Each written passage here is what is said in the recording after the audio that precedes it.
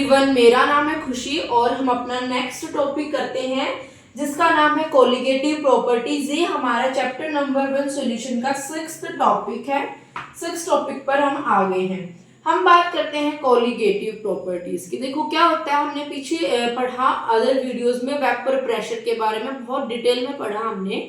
तो vapour pressure decrease कब होता है? जब हम नॉन वोलेटाइल सोल्यूट को वोलेटाइल सॉल्वेंट में ऐड करते हैं तो हमारा वेपर प्रेशर डिक्रीज होता है।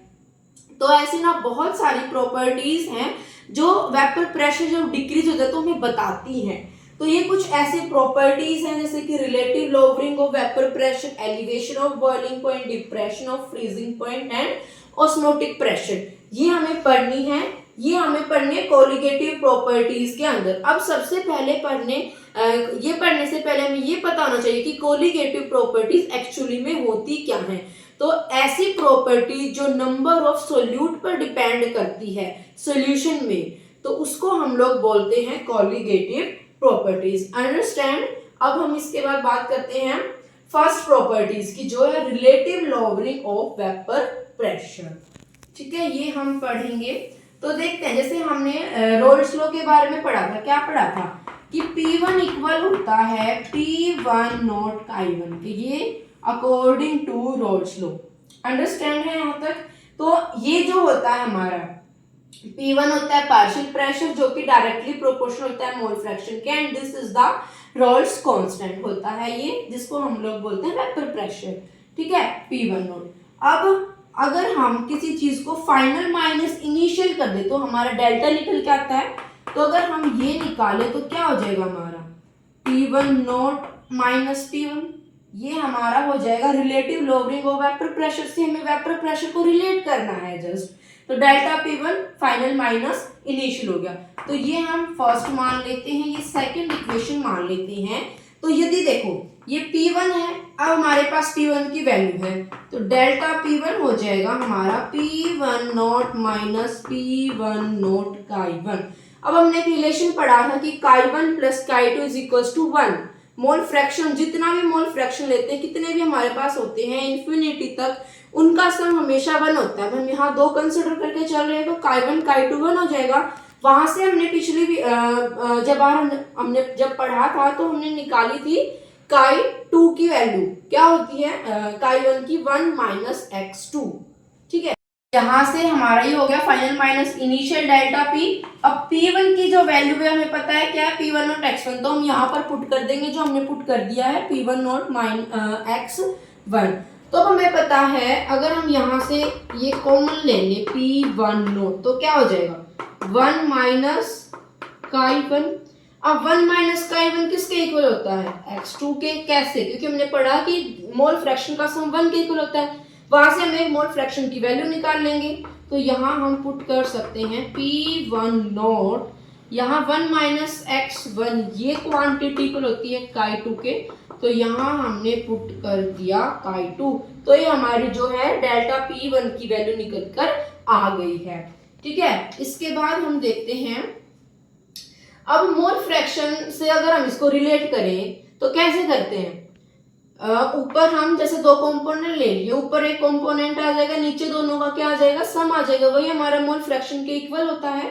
तो हमने 2 क्वांटिटी निकाली डेल्टा P1 और P1 नॉट। अगर मैं इसको डिवाइड कर दूं तो डेल्टा P1 की वैल्यू हमें पता है क्या होती है, P1 नॉट माइनस P1 और P1 not as it is और which is equal to Chi2। Understand है यहाँ तक? इसके बाद हम देखो ये हमारा हो गया, यहाँ से हमारी वैल्यू निकल कर आ गई है Chi2 की। अब जैसे हमारे पास ये P1 not minus P1 upon P1 not, अब ये किसके इक्वल हो जाएगा, N2 upon N1 plus L2 N2 के। यही हमारा मोल फ्रैक्शन होता है जो हमारा इसके ये इक्वल हो गया है। ठीक है, देन हम क्या बात करते हैं, जैसे अब हमारे पास 2 चीज होती है, एक तो होता है W2, एक होता है M2, एक W1, एक M1। अब 2 जहां आ जाए मतलब सोल्यूट है, 1 जहां आ जाए सोलवेंट है। तो ये वेट ऑफ या mass of solute, molar mass of solute, weight या mass of solvent and molar mass of solvent. तो इन्हीं क्वांटिटी में हम यहाँ पुट कर देते हैं। इसका फॉर्मूला निकाल लेते हैं। Relative lowering of vapour pressure का क्या हो जाएगा, ये किसके इक्वल हो जाएगा, यहाँ देखते हैं। अब इसको डिवाइड करें तो W2 by M2 divide by W1 bye M1, ऊपर जाएगा तो W2 by M2 multiply M1 bye W1। अब यहाँ से यदि हमें कई क्वेश्चन आ जाए तो हमें ये निकालना होता है ज्यादातर M2 मास ऑफ सॉल्यूट, तो हम वो इस फॉर्मूले से निकाल सकते हैं। तो हम करेंगे एलिवेशन ऑफ बॉइलिंग पॉइंट, ये हमारी सेकेंड प्रॉपर्टी है। इसमें क्या होता है, जो हमारा डेल्टा टी भी होता है बॉइलिंग पॉइंट का, वो हमारा मोलैलिटी के डायरेक्टली प्रोपोर्शनल होता है। और ये प्रोपोर्शनलिटी का साइन हटाने के लिए हम कांस्टेंट का यूज करते हैं जो होता है के बी। अब ये के बी, इसके बहुत सारे नाम होते हैं, एलिवेशन कांस्टेंट हो गया, बॉइलिंग पॉइंट कांस्टेंट हो गया या एब्लियोस्कोपिक कांस्टेंट हो गया। इसको हम एब्लियोस्कोपिक कांस्टेंट भी बोलते हैं। ये थोड़ा अलग सा नेम है, तो ये थोड़ा डिफिकल्ट भी, तो इसको याद ही कर लेना बेटर रहेगा। उसके बाद हम देखते हैं टी बी और टी बी नोट क्या होता है। टी बी जो हमारा बॉइलिंग पॉइंट है वो होता है फॉर सॉल्यूशन, जो हमारा टी बी नोट है फॉर सॉल्वेंट। ठीक है, ये बहुत इंपॉर्टेंट चीजें हैं। तो यहां से अगर हम अपना डेल्टा टी बी निकाल तो कैसे निकालेंगे, जैसे इसमें क्या होता है, बॉइलिंग पॉइंट इंक्रीज होता है तो सॉल्यूशन से हम सॉल्वेंट को माइनस कर देते हैं, तो हमारा डेल्टा टी बी की वैल्यू जो है वो आ जाती है। ठीक है, अब हम एक बार यहाँ से मोलैलिटी की वैल्यू निकाल लेते हैं, जैसे हमने वहां पर मोल फ्रैक्शन की वैल्यू निकाली थी। तो मोलैलिटी की वैल्यू क्या हो जाएगी, यहाँ से W2 by M2 divide by W1 by 1000 आ जाएगा यहाँ M1 के प्लेस पर। ठीक है, तो ये M की वैल्यू हो जाएगी W2 by M2 into 1000 upon W1। ये हमारी होगी किसकी वैल्यू, मोलैलिटी की वैल्यू। ठीक है, ये मोलैलिटी की होगी। अब इसको हम इस इक्वेशन में पुट कर देंगे, इस M के प्लेस पर पुट कर देंगे, तो हमारी डेल्टा टी बी की वैल्यू निकल के आ जाएगी K B into W2 into 1000 upon M2 into W1। और अगर हमें क्वेश्चन में ये निकालना है तो इसको यहाँ ऊपर ले जाएंगे, तो हो जाएगा K B into W2 into 1000 divide by delta T B into W1। अगर ये निकाला तो ये ऊपर आ जाएगा, ये निकाला तो ये ऊपर आ जाएगा। अब एक बार हम इसका ग्राफ देख लेते हैं कैसा होता है between the vapour pressure and temperature elevation and boiling point. Temperature को यहाँ हम केल्विन में लेकर कंसिडर करते हैं। ठीक है, इसको रहने देते हैं। यहाँ मान लो हम 1 एटमॉस्फेरिक का प्रेशर लेते हैं एट अ सर्टेन पॉइंट, और यहाँ से हमारा ये टेम्परेचर है, ये जो डिफरेंस हो जाएगा that is delta T B.